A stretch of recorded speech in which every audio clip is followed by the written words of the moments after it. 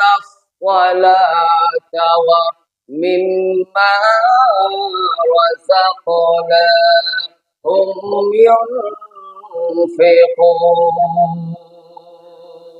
আল্লাহ রব্বুল আলামিন বলেন, হে আমার বান্দা, আমি আল্লাহ রব্বুল আলামিন তোমাদেরকে পৃথিবীর মধ্যে পাঠিয়েছি, তোমাদেরকে আমি সিলিবাস দিয়েছি।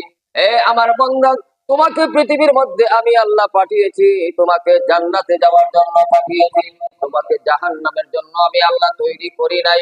তোমাকে আমি আল্লাহ রব্বুল আলামিন এই পৃথিবীর মধ্যে চলার জন্য আমি আল্লাহ রব্বুল আলামিন তোমাদেরকে গাইডলাইন দেওয়ার জন্য, জান্নাতে যাওয়ার জন্য আমি আমার পক্ষ থেকে আমার পেয়ারা হাবিব মুহাম্মাদুর রাসূলুল্লাহ সাল্লাল্লাহু আলাইহি ওয়াসাল্লামকে আমি পাঠিয়েছি এবং উনাকে আমার গ্রন্থ আল কোরআনকে তার কাছে আমি নাযিল করেছি। বড় করে বলেন সুবহানাল্লাহ।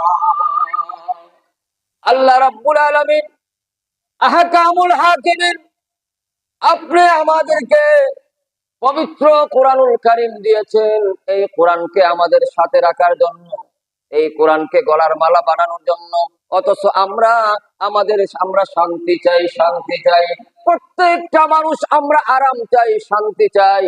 প্রত্যেককে জিজ্ঞাসা করলে আপনি লাভ চান না ক্ষতি চান, আপনি লাভ চান না লোকসান চান, আমরা সকলেই বলবো আমরা লাভ চাই। বলেন ঠিক না বেঠিক?